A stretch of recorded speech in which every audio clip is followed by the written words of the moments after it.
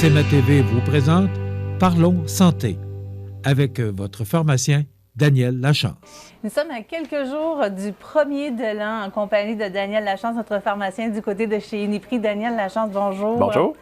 Bien, je parle du 1er de l'an parce que là, il y a les fameuses, comment on appelle ça déjà? Là, les résolutions. Les résolutions. Ah, je déteste ce mot-là.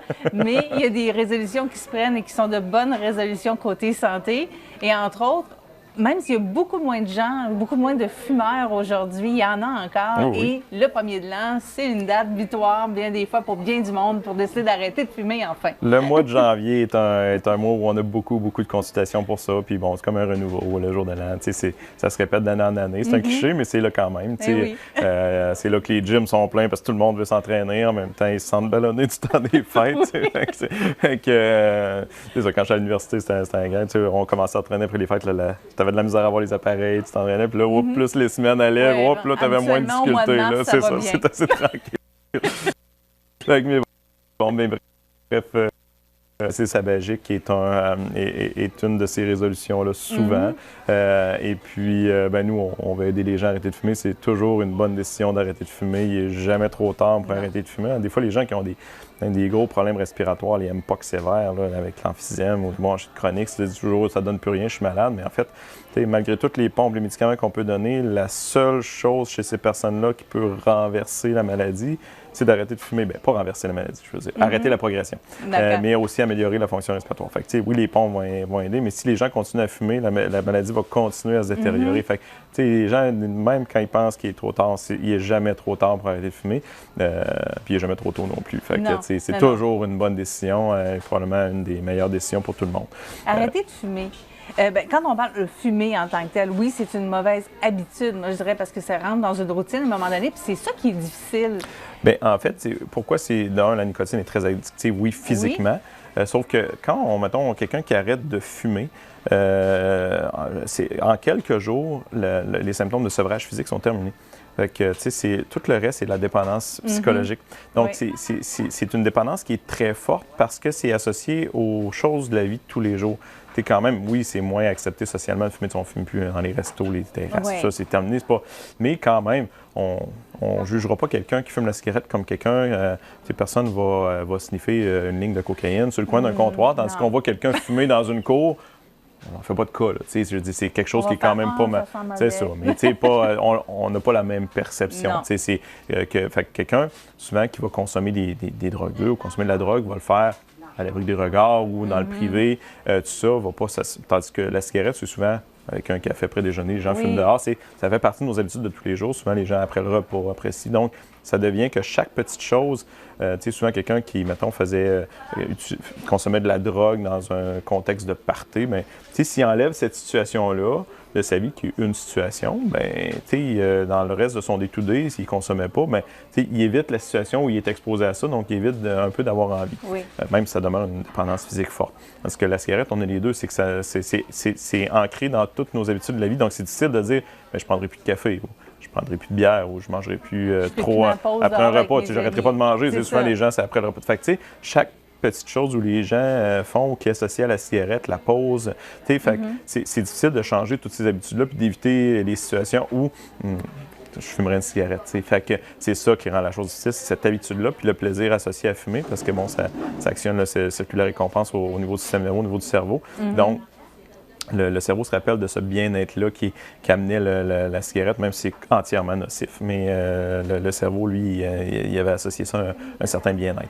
Donc, sans compter les gens qui ont un fond d'anxiété puis qui s'auto-traitent avec la cigarette quand ils arrêtent de fumer, deviennent très anxieux, filent pas. Il y a plein de situations différentes, mais bref, ça demeure très difficile pour les gens d'arrêter de fumer. C'est pour ça que ça prend plusieurs essais souvent. Mais il y a plusieurs produits qui peuvent nous aider. Il y a plusieurs façons de faire pour arrêter de fumer. Tout à fait.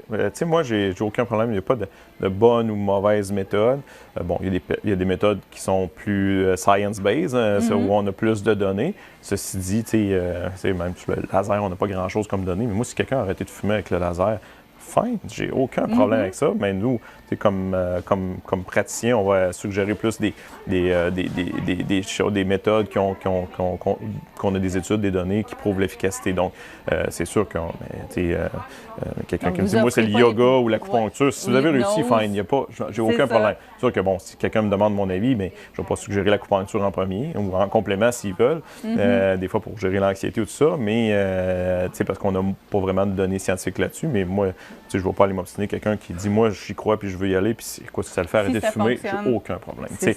Ceci dit, nous, en médecine, en pharmacie, on a différentes méthodes. Soit les méthodes de remplacement de la nicotine. Donc, on va aller travailler vraiment sur le sevrage physique, donc les patchs, les gommes, les inhalateurs. Donc, ce qu'on va essayer de faire, ça ne va pas toucher au côté de l'habitude, donc de la dépendance psychologique, par exemple. C'est ce qu'on se dit, on va y aller en deux temps. On va donner la nicotine pour éviter le sevrage physique, pour permettre de se débarrasser de l'habitude. Puis après, on va cesser ces produits-là pour finaliser la dépendance physique à la nicotine. Donc, il y a un sevrage, mais il est beaucoup plus progressif. Exactement. Beaucoup plus lent. Dans le fond, la patch, la gomme, au lieu de fumer une cigarette pendant un certain temps, on a notre patch, notre gomme pour pallier au sevrage de la nicotine. Donc, ça nous permet d'avoir moins de sevrage physique, tout en se débarrassant de l'habitude de fumer. Puis bon, après 3 mois, sur les mauvaises habitudes, là, c'est toujours basé sur 12 semaines dans le fond, parce que c'est ce temps-là que ça prendrait pour se débarrasser d'une habitude. Donc, après 12 semaines, ça peut être 14 ans. Oui, tout à fait. C'est ça. On va cesser les patchs, la gomme et tout ça graduellement pour ensuite se débarrasser du côté de la dépendance physique. Fait que ça fonctionne. Mais évidemment, c'est pas parfait, parce qu'il y a la partie dépendance psychologique, elle est très forte. Oui. Donc, même si on donne la patch, l'habitude, le goût d'aller la cigarette, ou on finit de manger, ça se peut que les gens aient une rage, on va donner une petite pastille de nicotine, mais bon, c'est pas parfait non plus.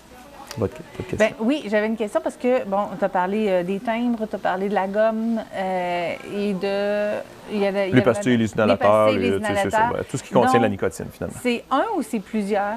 On peut utiliser les patchs plus la gomme ou patch plus pastille dans le fond, parce que, comme je dis, des fois, par exemple, j'ai une patch, là, on a étape 1, 2, 3 qui sont vendus à 21 mg de nicotine par 24 heures, 14 et 7. Là, on commence habituellement, tout dépendant combien de cigarettes. Puis souvent, on suit beaucoup aussi sur le temps après le réveil. Si les gens fument direct en se levant le matin, c'est un signe de dépendance forte. Même s'ils fument moins qu'un paquet par jour, mais on va quand même commencer à l'étape 1 parce qu'il se réveille puis il fume tout de suite.